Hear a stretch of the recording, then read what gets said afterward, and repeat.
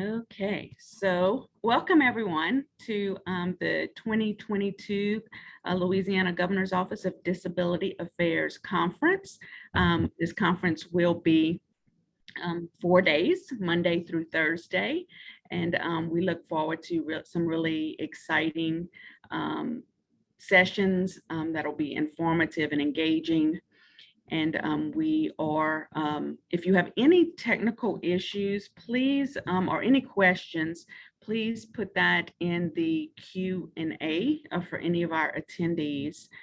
And we have interpreters, so I want to make sure if you need interpreters that you can see the interpreters, as well as we have captioning that everyone should be able to access from Zoom. We are recording this and we are streaming on our YouTube channel. For those of you who are in Zoom, you can click at the top where you see live on YouTube, and you can go to YouTube and watch from there if that's your preference. And so without further ado, I am going to turn this over to Jordan Briscoe, who is going to introduce our very first speaker for our first session of this conference. Thank you. Good morning, everyone. My name is Jordan Briscoe. I'm the Assistant Director of Disability Affairs. I have the pleasure of introducing Mr. Ernest Riley this morning. He will kick off our session with the direct approach to competitive integrated employment for all. Mr. Ernest Riley is the founder of TIM Academy.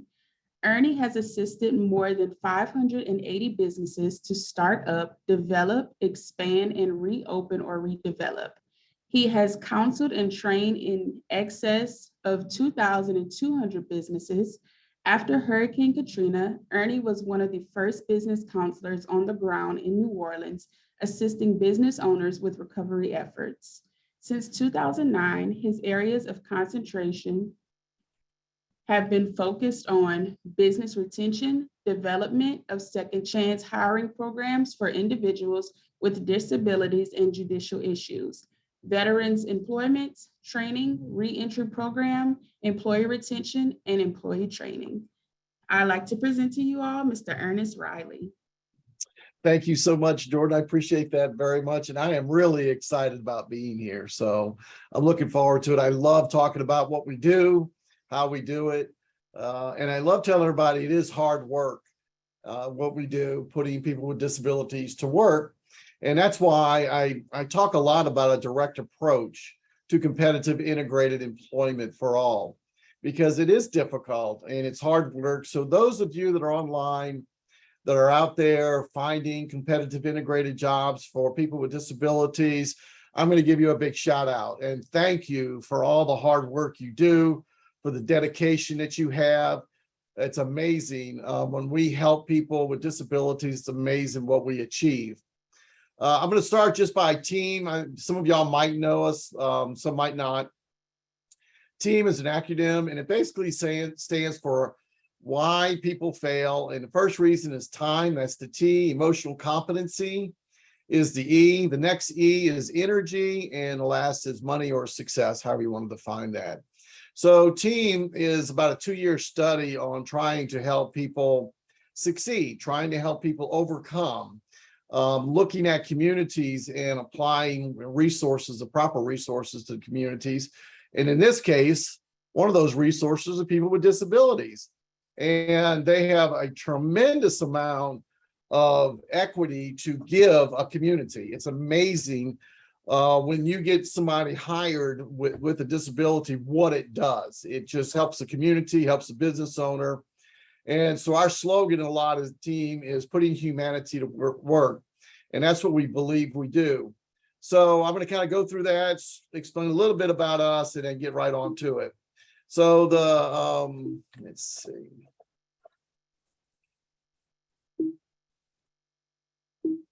All right.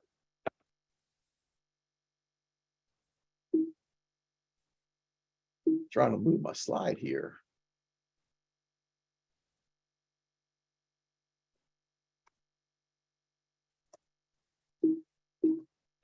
Oh, there we go.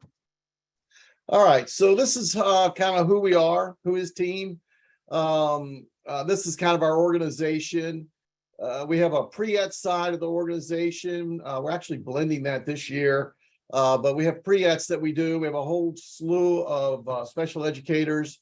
And then we have the employment specialist side, and they are on the kind of the other side of the thing. And then we have in-house support where we look and talk to our clients almost on a daily basis to see how they're doing. We also work and are approved as an EN for Ticket to Work. We've been approved for Ticket to Work for somewhere, I'm going to say probably 6, 7 years now, 8 years. We started this in 2009, but I'm going to say probably in 12 or so we were approved as an EN.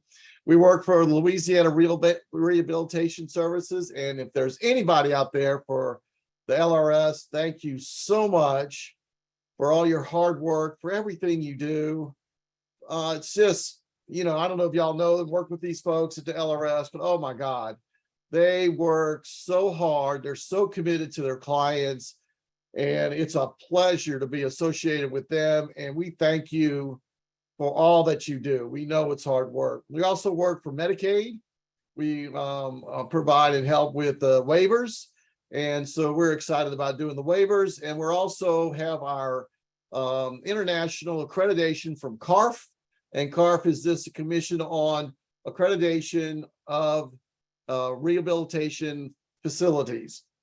They come in, they look at about 1,000 sections of our company, they assess them, they judge how we're doing. And so we have our certification for that. And that's very exciting for us because it is a lot to do. So that's a little bit about CARF. And now we're going to get right on to the thick of stuff. Direct approach is really what our topic is about. And that's a direct approach to competitive integrated employment for all. Now, most of y'all in this industry know there's basically 2 types of employment. One is competitive integrated employment. The other is sheltered workshops. So just so you know, team doesn't do anything else, but we work with kids in pre-eds, we get them jobs coming out of high school, and then we find competitive integrated employment. We don't work with sheltered workshops. We don't do any of that stuff. We do work with about every client imaginable with every disability. We're not prejudiced. We don't turn away clients. We will always try. So we do get a lot of difficult clients, but it's okay. We like that because we believe in our clients. So the 2 types are basically sheltered workshop and then a direct approach to the competitive integrated employment world, which is putting people out there to work. So that's what we do. That's exciting for us. And we're going to kind of talk about our objectives today. And that's to view and understand the world of competitive employment, development of consumers, a good vocational goal with their outcomes in mind. And those are very, very important. And not just a service, but actually have good outcomes. And where's the baselines at? And then also understanding the world of competitive employment. And the biggest thing we do is extract information and we analyze that data. We use that data then to hopefully be a better company. We really have gotten into extracting the data and what we're doing, how we're proceeding. Are we successful? Are we not? Where are our failures? Where are our successes?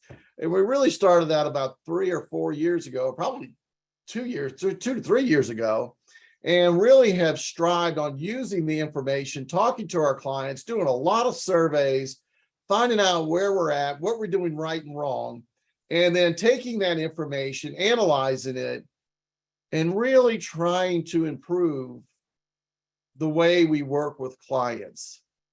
And that's really been our big goal over the last 3 or 4 years. And so that's kind of what we're going to talk about in the general term.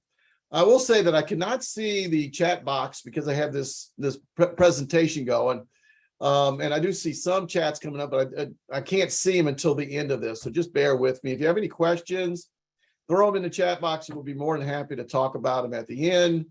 And again, feel free to ask questions, comments, concerns, or whatever. All right. This is something I believe wholeheartedly. People with disabilities have the same right to work at a job that pays them at least minimum wage or more in a place where they have people around them with or without disabilities working together. I'm telling you, when we do that and our clients are integrated with a workforce, it's amazing what you can achieve. I love watching a workforce gather around people and helping them out. It's just amazing to me. So we also want to provide them a chance to get raises, promotions. We got a lady a job at Academy. She started out in the fish and lure section because she's an expert on fish and lures. And she's already had 3 freaking promotions. She has done amazing. And that was a fight because her family and their counselor, everybody said she can't do anything, and she has been doing great. So we want them to be promoted. We want them to succeed. And the same as anybody with or without a disability. This is called competitive integrated employment. This is something we believe in here at Team. It's the only thing we really do. Look, there's a ton of other services that we could provide, but that's not what our goal is. That is not our mission. Our mission is to put people to work, to put people with disabilities to work. That's our mission, and we love it. And when we do that, there's a chance that they can become truly self-sufficient and independent. And then isn't that what we're all striving for? That at some point they can kind of take care of themselves, that they can survive and they have enough money to do things with. You know, that's what's important. So the right to competitive integrated employment is essentially important with people with developmental and intellectual disabilities who are often given jobs far below minimum wage. And I'll tell you, I see this all the time, and it just galls me when I see somebody that's not making at least minimum wage. It just galls me. So everything we do really pushes us towards finding employment. And I'll tell you why. This is a classic example. I get these all the time, constantly. You can go on our Facebook page. It's Team Academy on Facebook. And you can see a lot of our community activities, the things we do out there in the community. So, you know, feel free to go on our Facebook and look around and see what happens. This guy, he was so excited, when we got him a job. But then he was so committed to working. He was doing such a great job. He ends up saving up enough money to get the car he had always dreamed of. He wanted a convertible Mustang. He saved up enough money, ends up buying it. He sends us his pictures, and he sends me this long note congratulating me and thanking me on helping him get his dream car. Now, I'll tell you guys and ladies that there is nothing, I've done a lot in my life, but there is nothing more exciting, more fulfilling than watching Austin being so proud of what he's done and achieving that, and watching him achieve that goal. It's amazing. And for people that are inside this industry, you know what I'm talking about. This is hard work. And when you have these successes, it's amazing. You just thank God for what literally we get done. It's amazing. And we were so thankful to help Austin get his car. He was so happy. He couldn't stand it. He was driving around showing it off. And I'll tell you, it's amazing. That's the difference we make in people's lives. It really is. Now, to y'all, it might not seem like a lot, but for us that are in this industry, that are working, that do this for a living, I'm going to give y'all a shout out, because this is what you do every day. You raise up the Austins of the world. You don't look down on them. You raise them up. You lift them up so that they can be successful.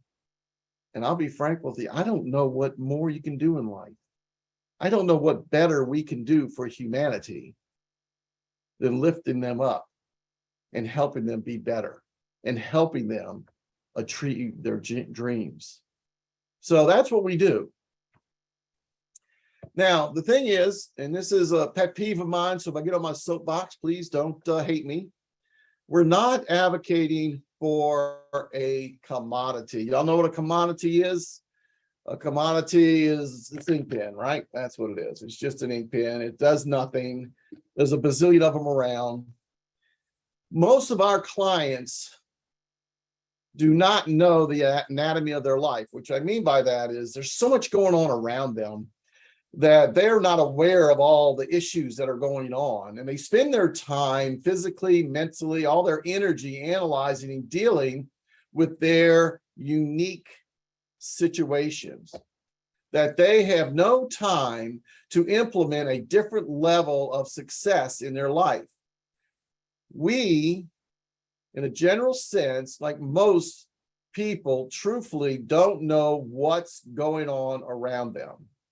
The natural tendency is we have to focus our lives on the things that bring us no value. And people with disabilities get trapped in this world where they're categorized like a commodity. You have a disability, oh, you go over here. You know, and it's not, there's no uniqueness about it. It's just you have a disability here, you go on this lane, you know, and people do this all the time. And so we're not advocating for a commodity.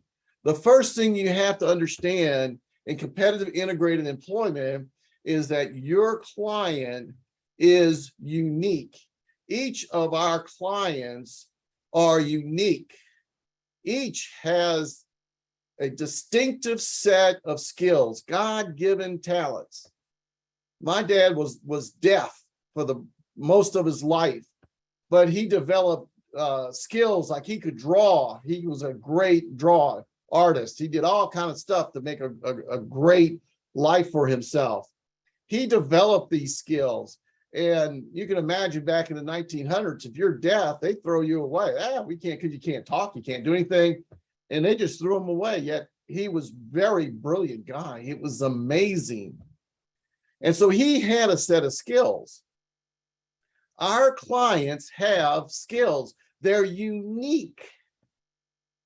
For those employment specialists out there, you know that when you go on a job interview, you know every one of them is like a whole new experience. I was on one the other day, and I brought a lady to Sam's, and we were going through the interview, and man alive, she had such great eye contact. She was completely engaged in the interview. The interviewer was just real impressed with her. And I'm just going, this is amazing. This lady is just amazing to this. Each interview you go to is literally unique, and it's unique to the client themselves. They each have a distinctive set of skills, their God-given talents. Now, y'all know what a commodity is, right? A commodity is an ink pen. You know, it wakes up an ink pen, it goes to bed an ink pen, it knows nothing else but to be an ink pen, right? That's all it is, knows nothing else. Now, our clients, sometimes they go to bed as an ink pen, and sometimes they wake up as a pencil, right? And that's why actually when we do our CBAs, the CBAs are done over 2 days, because we've seen this over and over again where sometimes they are an ink pen and then the next day they're a pencil. And I go, where did my ink pen go? But you have to know both of those, because you have to know the client you're working with. You have to know that. And that's the first part of really direct approach to competitive integrated employment. That's the first approach. And that is employment specialists must complete an intake, a CBA, or other assessments in order to have an intimate knowledge of our clients' skill sets. You cannot find them a job, a proper job, without knowing this. Now, there's a ton. We do here at Team, we probably do 8 or 9 different types of assessments, from career, occupational, vocational. We do a ton of them. We have people on staff that do that, and that's what they do. That's their expertise. But also our employment specialists also participate in that. So the point of me bringing this is, if this is hard work, we're working with unique people. How do we get them to be successful? How is that possible? First step, number one step, is employment specialists should complete an intake of some sort. Maybe it's a CBA, maybe it's a vocational assessment. There's a ton of them out there. They need to do that because the employment specialist has to have an intimate knowledge of the skills of our clients. That's what you're after. What are their skills? Everybody's got a God-given skill. What is it?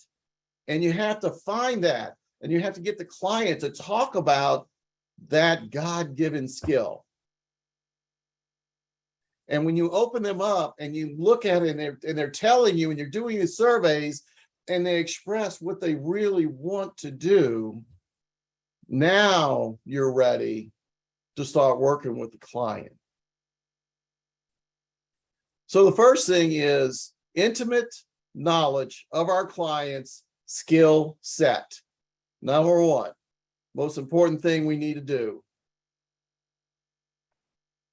Number two, you need to use some sort of form to accomplish that. We have, I'm going to just show you a couple of what we do here. We have so many, I just picked up a couple. This is a little referral form, but if you look at all the information I'm gathering. Look at it all. I'm just trying to gather as much information as I can so that I have a good idea of where that client is. What do they need? What are their expectations? How do they expect me to help them, or team, or any of y'all that are employment specialists that are out there that do what we do? What are their expectations of you? Because that's important, because providing this service helps them move forward and understand their skill set, and then helps them find proper employment. This is a CBA we do. This is another one. It's a community-based assessment. This is a 2-day assessment. It covers this. It's about 25 pages. I only took a copy of the top page, but again, it goes into, do you have transportation? Do you live with your mother and father? Do you live in a room by yourself, or do you share a room? Do you clean up? What do you do at home? What are your chores at home? And they all look at me and go, why do you want to know my chores at home? Because that'll tell me what you're used to doing, right? And I'll ask them, they go, what are your chores? Well, I got to clean up and wash my clothes. I said, do you like that? No, that's a pain. So, that's not their skill set, but they do it. And so, that's part of their accomplishing their day, getting through that, experience that they had for that day. And so we ask a lot of questions. We do change. So can they count money? We don't want to know all their math skills. All we want to know is, can you count money? Can you use a register? If I give you $1, can you give me 50 cents, 75 cents back? If I give you a bunch of change, can you give me 25 cents out of that? And so we do change. Hey, how does the change work? And then we ask questions as we're doing that. Again, this is about a 25-page document. It's very intense, but you really get to know, you really get intimate knowledge of your client. We always put a picture with it. This is one of our cartoon folks. And we go through it in detail. So that's a community-based assessment. It's changed recently. The LRS has sent out a new version of that, so make sure to follow their version, but it's still very much like what I just went through. Comprehensive vocational evaluations. We do these. This is a sample one. It goes way into just all kind of stuff. This is probably an 8-hour assessment here that we break up into 2 days. It's a lot, and we actually work with their parents on it, teachers. We bring in everybody we can, all their support people, everybody, anybody that's going to help our client be successful. We call them stakeholders. Any stakeholder, that's the counselor, teachers, parents, brothers, sisters, it doesn't matter. All stakeholders come in on this, and we sit down, we make sure we interview them all, see what we need to be doing. And all of that information then is gathered so that we can have a good working knowledge of our clients' skills. Now that seems easy enough, right? Yeah, learn the skills. Yeah, okay. What's the next step? What's the next thing we're going to do to really move forward? Now, this is the hardest thing. So I don't want to scare y'all when I show you this, but it's definitely the hardest thing. It's your mission to accept the client where they are, to accept their skills. It is your mission to accept the client where they are, to accept their skill set. When my dad was deaf, I could not get it. I was not a doctor. I could not change that problem. His skill set is, I need to communicate with you. Here, I'll draw it. Right? And he would draw out so much stuff, it was crazy. I can't change that. But what I can do, accept him for where he is. And once I started accepting, I really started this with my dad, all of us kids did. Once we started accepting, we realized the guy's smart. We realized, hey, this guy's really smart under all of that. And so once we started accepting that and not trying to change him, so he met our criteria, the way we wanted him to communicate, the way we wanted things, once we stopped that and we accepted him where he was, it completely changed us. We realized then that he had tremendous skill sets. That's the hardest thing we have to do, is accept our clients where they are. I go to meetings all over the place. I've been in meetings all the time. I go with VR and all kind of people and all kind of vendors. I'm always amazed. The subject is always around our clients don't meet our skills. They don't meet us. This client needs to go back to the LRS and get an education. This client needs to go back to the LRS to do this, or we can't work with them because of this. Tons of reasons, but that's not the way this works. When the LRS sends us a client, they've done their work. They know that client can go to work, and it's up to us to accept that client where they are. The LRS did their work. Those counselors, they worked their butts off and they've done their work. And it really is up to us then to accept it. Now, don't get me wrong, we'll do our analysis, we'll do stuff, we'll share that with the counselors if they want. But in general, it's important that we meet our clients where they are and we accept their skills. This picture down here in the bottom, I don't know if you can see it halfway. You can see me, I'm on my knees. I'm working with a client on a computer and I'm showing them how the computer works.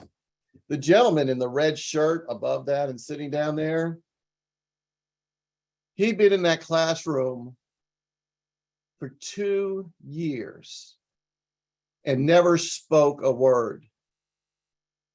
Never spoke a word in 2 years. He would come in, he would sit at his desk, and that was it. He never talked to the teachers. He never said his name. 2 years. And that's his teacher standing right behind him. And then that's me on my knees. And you can see my approach with these students is to meet them where they are. I get down on my knees. I'm 6'4". I get it. I'm intimidating, but I get down on my knees. I work right there with them. And I get there and I'm right there where they are. I meet them where they are. And you can see the headphone on top of the one of the students, the red shirt one. And he started talking to our teacher on the other side of the computer. And the teacher in that jean jacket there looks at me and says, "Is he talking?" And I said, "Yeah, I guess he is." Oh my God. And she ran. She went and got 5 other teachers, and they were like paparazzi. They were all taking pictures and movies of him because he was speaking to our teacher. You see, it never occurred to me that he was not going to participate. I accepted him where he was. And I said, "Here, what's your skill set? And let's move forward with that." And boy, he got online. The kid just opened up, and we couldn't get him to shut up by the end of the year. He was so involved, and nobody could believe that happened. And it happens all the time when you meet your clients, when you accept them, when you're not prejudiced. I just had a conversation with one of my staff where she was treating people with disabilities with education different than she's treating people with non-education. And I asked her, I said, "Why are you prejudiced?" She said, "Well, what do you do?" And I said, "I teach them all the same. I treat them the same. I work with them the same. I am not prejudiced because somebody's got a degree and somebody does not. I accept them where they are, and I learn their skill sets, and I help them put those skill sets to work."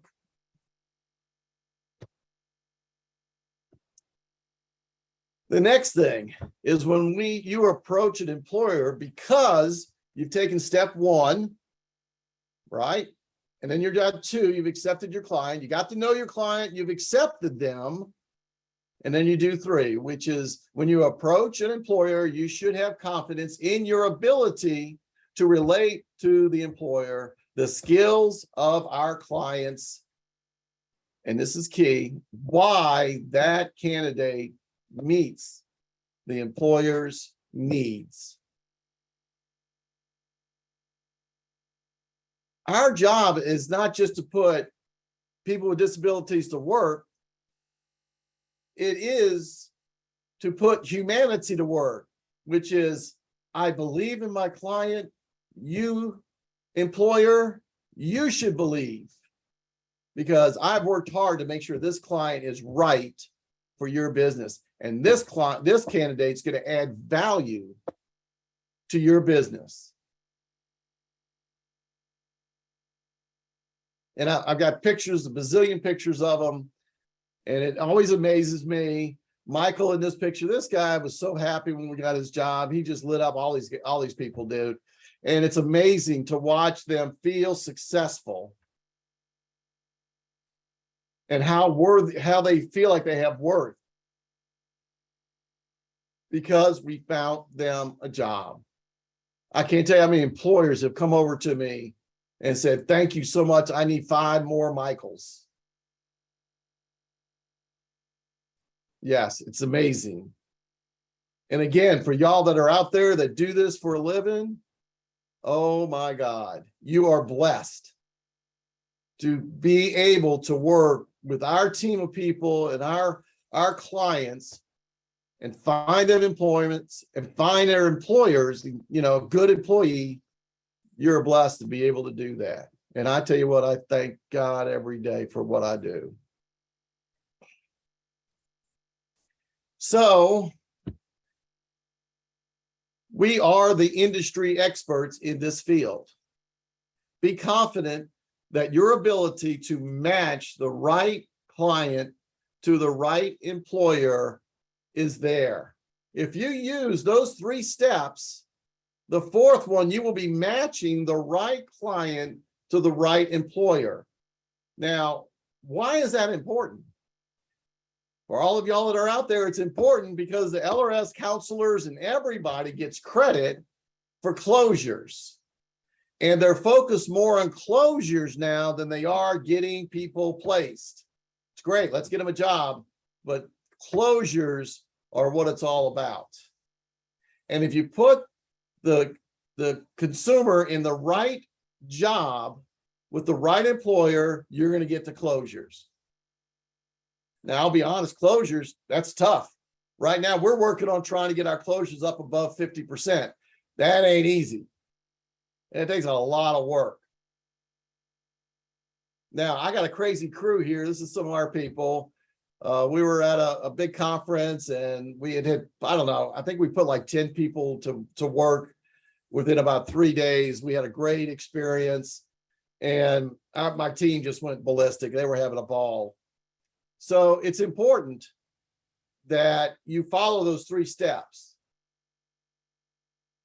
You get to know your client intimately. That's the first thing. You accept your client. That's the most important thing. You have to accept your client for who they are.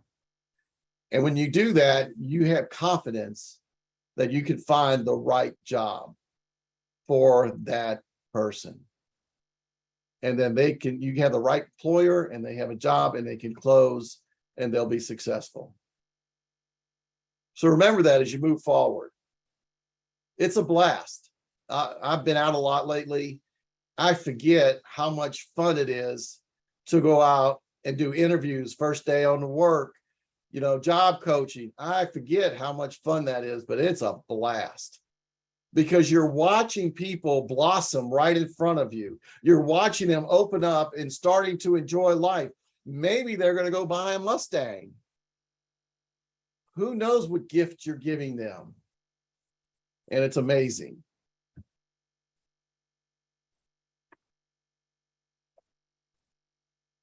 So the next part is extracting and analyzing the data from intakes and other stuff.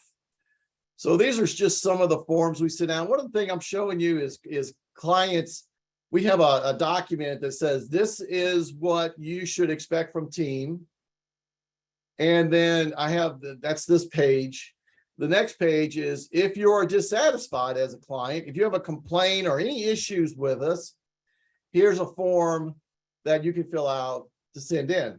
We've actually taken that to more of a digital base so that we're constantly asking about, are you happy, are you not happy, what's wrong, what's right, what are we doing wrong, how can we improve? Because we always need to improve. And it's something I'm always striving for, is to be able to give that client the best service possible. Do I do it all the time? No. Some of the people we hire don't do that. Some do. I have some of them that are just amazing. And if you haven't worked with people with disabilities, some of our new employees get frustrated and they can't work with people with disabilities. I get it. But if you gather this information and and you learn, at least you're giving it an attempt to be better than you were yesterday. And so we do this now. We use and y'all probably know about it. It's Jot Form, and it helps us do surveys. I think most of y'all by now know that surveys are done all the time. Every time I buy something, I get a survey. Every time I hang up the phone from somebody, I get a survey. Oh my God, it's survey. Everybody right now is surveying themselves, and we're right there with them. It's hard sometimes to swallow when it's not good, but it's also good when it is good. You can go, okay, we're doing the right thing here and we're doing the wrong thing here. All I can do is try to be better. And that's what we work towards. So we take that information and we use it. The other area we use it in is our pre-eds. Our pre-eds team, we did a lot of surveys on our kids. Well, how do you keep their interest in the program? Most of y'all that work with us know that all of our pre-eds programs are proprietary. They're ours. We wrote them, developed them. So I think 2 years ago, we started writing cartoon strips because the kids react better to the cartoon strips than they do just a bunch of words on a screen. or a teacher talking. So we have all these cartoon strips where we go through the cartoons and we help them understand, what's going on, how do you interview, what do you do? And the one guy over where the stars are, we kind of have a hero, and the hero goes through all the processes, ends up becoming successful and working. And so they really love that. They love the fact that we are reaching them where they are, that we're trying to do something that's to them, not the way we want it, but how do you want this delivered? And through a lot of our surveys and information gathering, we learned that these cartoons are huge. They're big. It really helps the consumers, the kids in the pre-eds program, get a really great idea of what we're trying to get across to them, which is you're transitioning from school to a workplace. And that's a huge difference because employers don't care. Teachers care. Teachers care. Teachers want you to do well. They love you. Employers, they don't care. So when that student moves into that employer world and all of a sudden the employers are like, just do your job, a lot of our transition students fail.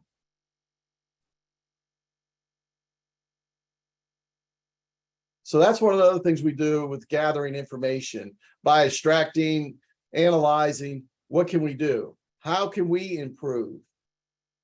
How can we accept our students where they are? And then how can we communicate what we need to them? This is just one thing. We have animated stuff. We got all kinds of stuff we use. So this is just one of them that we have. And I wanted to kind of throw that out to show you. And I know I'm a little early, but I'm going to do a wrap and then I'll open up for questions and comments and concerns. I'm going to talk to you about Nicholas. He's one of my great success stories. Nicholas, out of the blue, calls me and says, I'm looking for a new vendor. And I said, oh, great, that's fine. And I gave him all our information. I gave him a little spiel. And he says, well, I'm with a sheltered workshop right now, and they're paying me $4 an hour, but he says, I can do more. And I said, Nicholas, I bet you can. Just call your counselor or call the workshop and talk to him and let him know you want to use team. So he disappears for about 30 days. He calls me back. He says, none of them will let me swap from where I was to you or where I am to you. And I said, I don't know what to tell you, Nicholas, but the counselor has to approve it. So he disappears for another 30 days. He calls me back. He says, I talked to my counselor. They agreed to give me a chance to work in a competitive integrated workplace, leaving a sheltered workshop, making $4 an hour. As a matter of fact, he worked up to $4 an hour. Nicholas calls me. I get all the stuff. I do my interview. Nicholas has a lot of back problems, hip problems, got all kind of stuff going on with him. And I meet with him. We do our interview. I ask him what kind of job he wants. And so I call a friend of mine at Arby's, and I said, look, I got Nicholas back there. He can work in the back. He'll probably be real good in the back. The guy says, yeah, sure, send him over. They hire Nicholas. And then that's about the last I hear from him for about 6 months. 6 months into it, the owner of Arby's calls me. He says, Ernie. I said, what? He says, we got a problem with Nicholas. I said, what's the problem? He says, did you see that picture I sent you? And I said, yeah, I saw that picture. He said, we got a problem with him. And I said, well, what? He said, first of all, where he's standing, you see all those racks and all those boxes put neatly away? That was a junk pile before he started here. I had inventory back there that I didn't even know about. It was a shock to me when he found I didn't have to buy napkins for 5 years. I got so many damn napkins. It's crazy. He found all the stuff. He marks it. He builds the shelves and he puts it all up on the shelves. He mops the floor. He cleans everything down, and it's just spotless. And I said, all right, what's the problem? He said, look close at the picture. And so I'm looking closer and I'm looking, and I said, I don't see anything wrong. He said, don't worry, look close. And I said, oh, okay. I don't know what. He says, you see that pink purse? He said, one of our workers came in there and she laid down her pink purse in his area. Oh my God, he grabbed the pink purse and he came over to me and showed me where people came in there and put their stuff down in his area. His area is spotless. They don't put nothing down in his area. I started cracking up. He said, that guy is so picky about his area. It's crazy. And I'm just calling you to let you know that the pink purse just set him off, you know, and then nobody goes back there and lays anything back there. I said, well, that's cool, man. I'm glad to hear that. A month later, I get a call from the owner and he says, hey, we just went through our audit for Arby's and Nicholas, now get this, Nicholas was the only one that got 100% on his audit. He said, Ernie, I need like 10 more Nicholases. I said, man, that's cool. He says his area was spotless. Everything was done exactly right. 100%, the only one in the company. He said, just send me all you can. And then Nicholas, about a month later, calls me. He says, Ernie. And I said, what? He says, Ernie, I told you we proved everyone wrong. I told them I could do better, but nobody wanted to listen to me. And he said, thank you, because we proved them all wrong. Now, I'm telling you, for Nicholas to put in 4 hours of work like that, that was tough. That guy is tough as nails. That was tough for him to do that. He actually worked there for 2 years in the bag until finally his physical abilities couldn't do it. But they miss him so much there. I miss him because he never calls me anymore. You know, you help a guy out, what do they do? Abandon you. But I was so proud, and he was so proud. You know, he's making above minimum wage when he finally left there. Well, he started above minimum wage and finally left making pretty good money. And he was just happy that he proved everyone wrong. And that's his quote. I told everybody I could do more. That's what I live for. And I know so many of you out there, so many work so hard at this job. And we know how hard it is. We know the energy and the effort it takes to put people to work.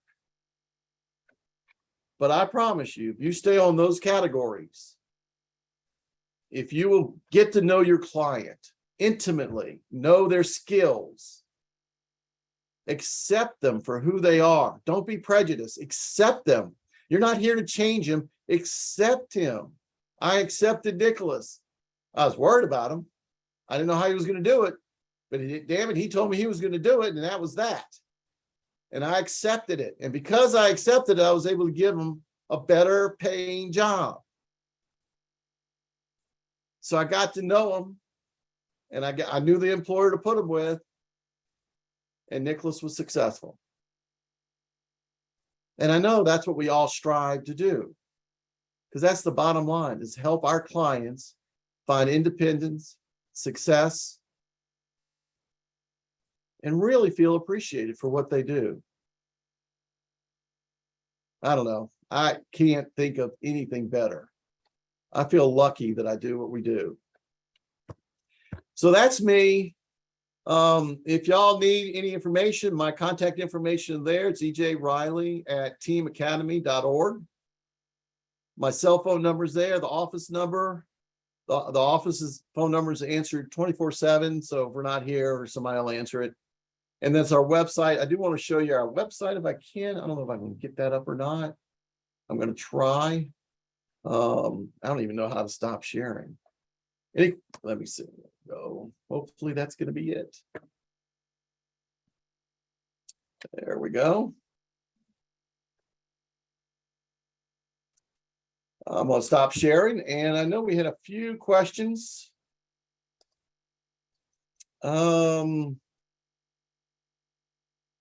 Bambi telling me to hurry up. You only got 9 minutes left. Anybody have any questions, chats, comments, concerns?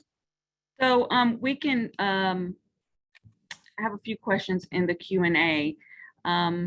What is your success rate in obtaining employment for students with significant disabilities or milder disabilities? And how long after placement do your clients typically remain on their job? Oh my God, that's the hardest question in the world. Any of y'all that are in the pre-ETS program where you work with the kids in school, unlike adults, you're fighting a lot more battles. One of our biggest issue is getting all the stakeholders on board that the student should have the right to earn money on their own. Because their children and their parents have been so helping them and so involved with their life, we really struggle to get our clients to show up on interviews. I have literally had parents come in and take my students out of interviews while we're getting them a job.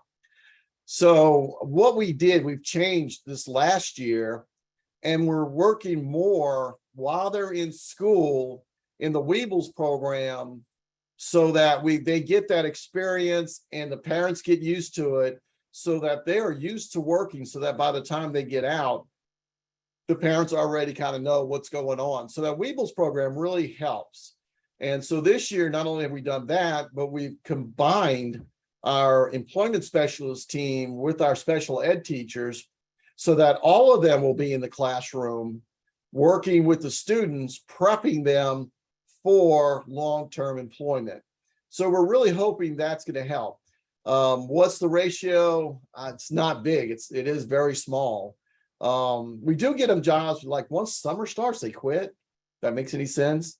So it's tough. There's a lot of issues we fight dealing with pre-ETS kids. Okay, and would you explain what pre-ETS stands for those who don't know? Yeah, it's pre-employment transition services. And what it is when a student has an IEP or a 504 inside the school, they're allowed to have us work with them to help them get ready to transition from school to the work world. So it's, in a general sense, it's called it used to be called transition. Now it's pre-employment transition services. And so literally it is to help students that with a disability, a learning disability, whatever, start transitioning from school to the workplace. And again, we work with the students, with everybody to prep, because if you're just working with the students, they're going to have a lot of battles. So we bring everybody in, and that's why we've kind of formed this, like the employment specialists and their teachers, everybody comes together, all the stakeholders get involved to help the students. Okay, are there any scholarly articles to support the skills-based approach? And also, we're going to stop the spotlighting so we can see both the interpreter and you. Okay. Okay. So any scholarly articles? Not that I'm aware of. Matter of fact, that's been our top secret road to success that I really haven't shared with anybody. And I don't hear anybody anywhere in any of the national conferences I go to talk about those four. And frankly, I don't share it very much.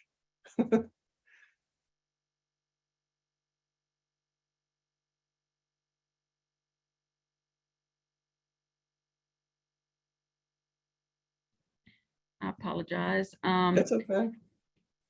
Or the clients tracked after leaving various jobs.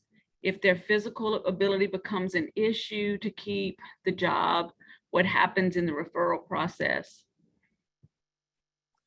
Yes and no. Yes, if they're in the same job, by law, we have to keep track of them.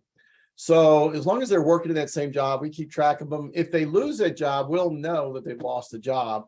We'll try to find out why and then try to help them. Now that's even short term, it's the same thing. If they lose a job, we try to work with them to find another job. That happens regularly. I mean, it's not, it's nothing new.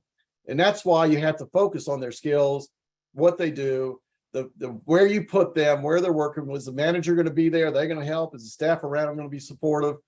And so you really have to have that that stakeholders involvement to make sure they stay on the job. Once they lose that job, normally they'll either contact us or we'll know because we're in there talking to the employer.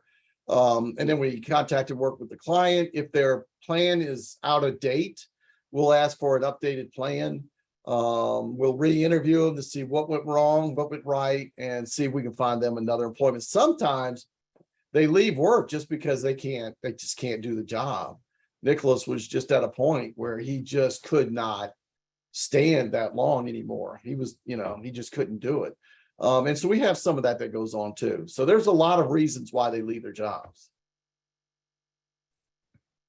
But Ernest, as you're saying that, that's not something that's specific to people with disabilities. There's a lot of reasons why people without disabilities leave their job too. So I think that's an important point that people should take away. It's really part of the human experience, right? Oh, absolutely. I mean, we're 15 people short of where we need to be, Right. And I know that the LRS is too. I mean, LRS is struggling to get people. We all are. It's difficult in this environment. I will say though, that's kind of the glory point of what we do.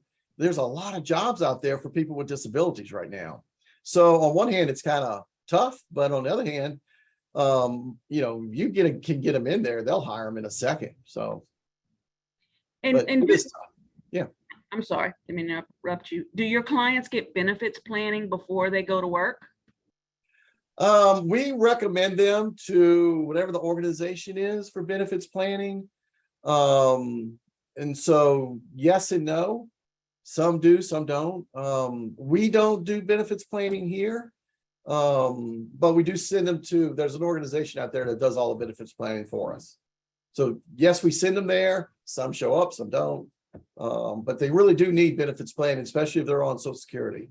It's really a must. Right. So in Louisiana, the two organizations that do benefits planning are the Human Development Center at LSU and Lighthouse, Louisiana. And we'll actually have a session later on in the conference with a lot more details about that, which is really important. Yes. And if you're in this conference, attend that because that's critical. Right. Well, we're at 10 o'clock. And so we really appreciate this presentation, Ernie, and just really great information. We would like everyone else to know we have a 30-minute break. We will have the next session will start at 10:30, and it will be on LGBT plus and disabilities, and it will be a panel discussion, which will be very engaging. So thank you again, Ernie, and we'll see all of you guys back at 10:30. You're welcome to stay logged into Zoom if that's your preference. Thank you. Y'all take care. Thank you. If you need anything, just holler at me.